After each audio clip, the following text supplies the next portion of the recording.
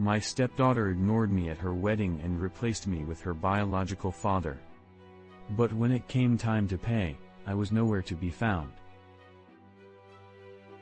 I've been married to my wife, Clara, for over 20 years. When we first met, she was a single mother raising her 5-year-old daughter, Lily. Lily was a curious child with sparkling eyes and an infectious laugh that could light up a room. The first time I saw her, she was running through the park chasing a paper airplane, holding tightly onto Clara's hand. In that moment, I felt like they were my future. From the beginning, Clara was honest about her past. Lily's biological father, Daniel, was unreliable. He made empty promises and only showed up sporadically. He'd call on her birthday, leave a cheap gift, and then disappear again. Every time he appeared, Lily would light up with joy, even though Clara tried to keep her expectations low. When my relationship with Clara became serious, she made it clear that Lily would always come first. I accepted that without hesitation, but I never imagined how much I would grow to love Lily. It didn't happen overnight, but over time, every "I love you, Dad" and every misspelled drawing with my name on it won my heart. I was there when she learned to ride a bike, after countless falls and scraped knees. I stayed up with her when she had a high fever in the middle of the night, helping Clara find the thermometer. I helped her memorize a poem for her first school performance, and on the day of the recital, she looked for me in the audience to make sure I was there. And I always was. Daniel, on the other hand, remained a background figure. He made grand promises: "Next summer we'll go to the beach, I'll buy you a bike," but he never followed through. Lily would cry when his words fell through, and I'd comfort her, not wanting her to be disappointed in her father because of me. As she grew older, our bond only strengthened. I attended parent-teacher meetings, helped her pick out her prom dress, and cheered her on at sports events. She called me Dad, and even though I wasn't her biological father, I knew she meant it. That's why what happened next shattered me. When Lily went to college, I supported her without hesitation. I paid for most of her tuition, textbooks, and even the rent for her small apartment. It was a significant financial burden, but I didn't regret it. I wanted her to have opportunities I never had. Daniel, as always, was inconsistent. He'd occasionally call to say, "Your father is proud of you," but he never contributed financially or took an active role in her life. When Lily graduated, she ran to me after the ceremony with tears in her eyes. "Thank you, Dad, for everything. I couldn't have done it without you." In that moment, I felt like all my sacrifices had been worth it. So, when she announced her wedding to Michael, I was genuinely happy.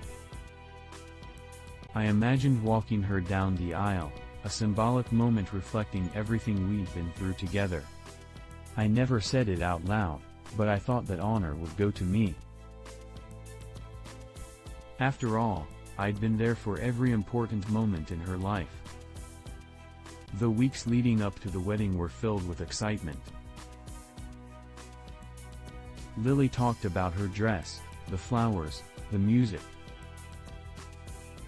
As always, I supported her, paying for part of the reception, helping with the dress, and covering additional expenses. I didn't expect anything in return except acknowledgement of my role in her life. But then the invitation arrived. I opened it with a smile, expecting to see my name in a special place. Instead, it was just a formal guest list. My name wasn't highlighted anywhere. Worse, Lily had chosen Daniel to walk her down the aisle. At first, I thought it was a mistake. But when I asked her about it, her response hit me like a punch to the gut. I only have one biological father. I've always dreamed of giving him this moment. I can't describe how I felt in that moment. Years of love, sacrifice, and care were erased in an instant. It wasn't just her choice, it was how easily she said it, as if it never even crossed her mind to choose me. The day of her wedding was one of the most humiliating days of my life. I arrived early, wearing a suit tailored for the occasion, and sat silently among the guests, watching as Daniel walked Lily down the aisle. All eyes were on them. During the toasts, I waited, hoping someone would mention me. But no one did. I was invisible. Something inside me broke that day. A part of me that was always ready to sacrifice for others simply shut down. A week after the wedding, Lily and Michael left for an expensive honeymoon at a luxurious oceanfront resort. I didn't ask questions. It was too painful to talk about anything that had shattered our relationship. But I didn't expect what happened after they returned. Lily called me, excitedly talking about the beaches and the romantic dinner under the stars that Michael had arranged. I stayed silent, responding with short phrases, trying to keep my composure. Then the conversation took an expected but still unpleasant turn. "Dad," she said, a word that once warmed my heart but now felt painful, "we're short on money. Can you help cover some of our expenses?" For a moment, I was speechless. It wasn't the request for money that stunned me, but how easily she asked, as if it were a given that I'd agree. "I'm sorry, Lily," I said, keeping my voice steady even though my heart was racing. "This time, I can't help." There was silence. "But you've always helped," she finally whispered, disbelief in her voice. I took a deep breath. "Maybe you should ask Daniel. He's your real father, after all." More silence. Then, quietly, she said, "I understand," and hung up. Later, Clara confronted me. "How could you be so cruel to Lily?" "It's not about the money, Clara," I replied. "It's about respect. I've been there for 20 years, and when it came time to acknowledge that, she acted like it wasn't enough. I can't be her backup plan, someone she turns to only when it's convenient." Clara didn't understand. For her, blood was always thicker than water, even if that blood was made of empty promises. Lily stopped contacting me after that.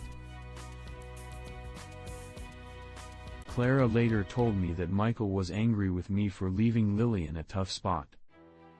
As it turned out, Daniel had disappeared again, no calls, no messages, nothing. I think Lily finally saw the truth, but it didn't undo what she had done or change how I felt. That night, sitting alone in the dark, I thought about Lily's smile, every time she called me Dad, and I realized something. I always believed that title was a choice, something I'd earned. But now I wondered if it was just a convenient word for her, something she used only when it suited her. I don't know if I'll ever get over this, but one thing is clear, this time, I'm done giving. It's been 2 years since the wedding, and while the storm has passed, the scars remain. I've rebuilt my life, but I'm not sure I'll ever fix the damage that was done. Clara and Lily have completely cut me out of their lives, and in a way, that's freed me. When I finally confessed to Clara about my relationship with Emily, her reaction was even fiercer than I expected.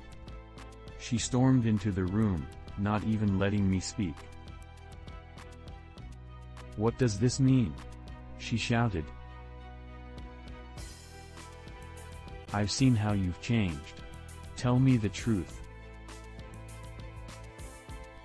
I blurted it out. "Emily and I have been together. She was there when no one else was." Clara's face twisted in shock, then rage. "So, everything we built meant nothing to you?" "I tried to save our family," I said, my voice trembling. "But while you were trying to save Lily, I lost myself, and you didn't even notice." She screamed so loudly it hurt to hear. "What you did is unforgivable. How could you destroy our family?" At that moment, Lily walked in. Her voice was icy. "I thought you were better than this. But you never really cared about us, did you? You just wanted to be the hero. Look what you've done." "That's not true," I whispered, barely able to breathe. "You pushed me away. You chose Daniel, Lily. And when you needed something, I was just supposed to fix it. But no matter how much I gave, it was never enough. That's enough."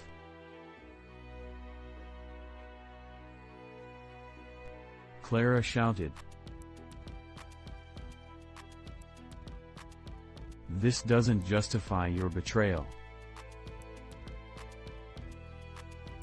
She wasn't listening anymore. "Get out, and don't you dare come looking for us again."